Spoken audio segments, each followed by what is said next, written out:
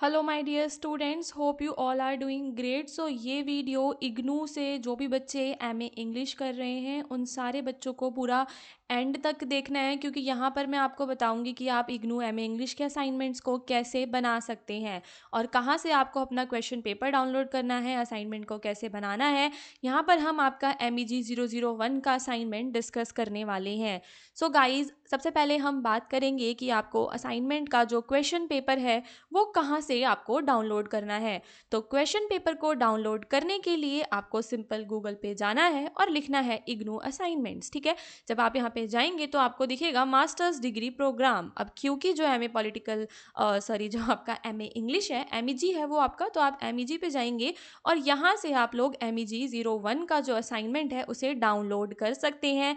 MEG 01 यानी कि आपका ब्रिटिश पोइट्री का आपका असाइनमेंट। इस असाइनमेंट को बनाते वक्त जिन बातों का आपको ध्यान रखना है वो ये है कि आपको ना जो भी आपकी स्टोरीज दे रखी हैं इसमें उन सब से आप फेमिलियर होने चाहिए। सबसे बड़ी बात, क्योंकि आंसर्स जब स्टोरी बेस्ड होते हैं तो उनको ढूंढना, उनको लिखना बहुत ही ज़्यादा मुश्किल हो जाता है। मैं देखती हूँ कि कई सारे जो बच्चे हैं वो असाइनमेंट्स को ऐसे ही किसी भी वेबसाइट से डाउनलोड कर लेते हैं, परचेज कर लेते हैं और उन आंसर्स को लिख देते हैं। बाकी सब्जेक्ट्स में वो चल सकता है, मैं कहती हूँ कि वो पॉलिटिकल में चल सकता है, हिस्ट्री में चल सकता है, लेकिन इंग्लिश में नहीं चल सकता, क्योंकि इंग्लिश का जो असाइनमेंट है उसको बनाना one of the most difficult task है। उसके असाइनमेंट को बनाने के लिए आपको कहानी पढ़नी पड़ती है, तभी आप आंसर दे पाते हो। तो आपको ये भी ध्यान देना है कि आप ऐसे ही किसी भी छोटे मोटे पब्लिकेशन से उस असाइनमेंट्स को नहीं खरीदेंगे, क्योंकि उससे आपको ही प्रॉब्लम होगी, आपके अच्छे मार्क्स असाइनमेंट में नहीं आएंगे। असाइनमेंट के फ्रंट पेज पे ये सारी जो डिटेल्स हैं वो आपकी मेंशन होनी चाहिए, सबसे इम्पॉर्टेंट ये रहता है।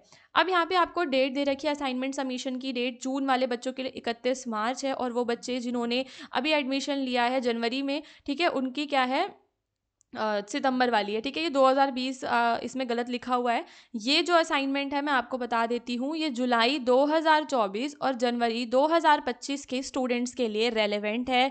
उन बच्चों को यही वाला असाइनमेंट बनाना है। यहाँ पे आपको दे रखे हैं, ये 4 पोएम्स के दे रखे हैं एग्जर्प्ट्स, आपको इन्हें एक्सप्लेन करना है। अब आप एक बात बताओ कि क्या हर कोई ये कर पाएगा? जिसको नॉलेज होगी, सब्जेक्ट की नॉलेज होगी, जिसने BA इंग्लिश किया हो, MA इंग्लिश किया हो, वो ही इसके आंसर्स आपको बता सकता है ना।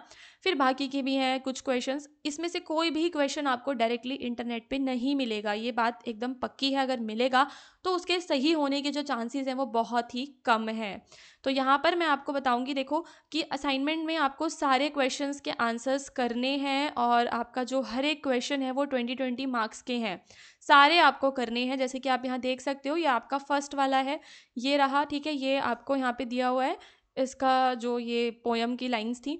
फिर ये पूरा हमने बताया है कि ये कहाँ से आया है, this passage is from the nun's priest tale the Canterbury tales. ठीक है, कहाँ से ये लिया गया है, इस कहानी में क्या हो रहा है, कहानी में क्या हो रहा है, ये पढ़ना आपके लिए बहुत ज़रूरी है। क्योंकि देखो, जब आप एग्ज़ाम दोगे तब भी ये आपके काम आएंगे आंसर्स, क्योंकि वहाँ से आपको कहानी का आइडिया लगेगा।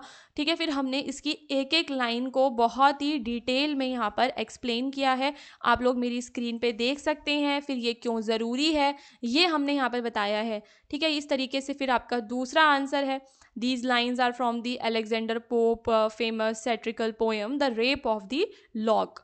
तो ये सारा है, इसमें लाइन बाय लाइन हमने एक्सप्लेन किया है और ये एकदम करेक्ट आंसर्स हैं, बिकॉज यहाँ पर हमने आपके बुक से रेफरेंस लिया है। ये बात एकदम पक्की है, क्योंकि और जगह हम इंटरनेट का यूज़ कर सकते हैं और सब्जेक्ट्स में, बट इंग्लिश में नहीं कर सकते। आपको ध्यान देना है इस चीज़ पर। इस असाइनमेंट्स को अगर आपको परचेज करना है तो आप लोग डिस्क्रिप्शन में जो मेरा नंबर है उस पर हमें मैसेज कर सकते हैं। ठीक है, इस नंबर पे आप लोग कर सकते हैं मुझे मैसेज, तो हम इसको आपको प्रोवाइड करवा देंगे। ठीक है, इसको परचेज़ अगर आपको करना है तो आप कर सकते हैं। ये पूरा PDF रहेगा जिसमें से आपको अपनी हैंड राइटिंग में इसके आंसर्स लिखने होंगे। ये MEG 1 का है, इसी तरीके से आपके MEG के जितने भी कोर्सेज़ हैं सबके असाइनमेंट्स हमारे पास अवेलेबल हैं। देखिए, थर्ड क्वेश्चन है अटेम्प्ट द कंपैरिजन। ठीक है, ये सारा करना इतना आसान नहीं है। मैं आपको सजेस्ट करूँगी कि आप एक बार ये PDF को ज़रूर परचेज़ कीजिए, ताकि आप लोगों को समझ में आ सके कि इससे आपका काम कितना ज़्यादा ईजी हो जाएगा। Okay students.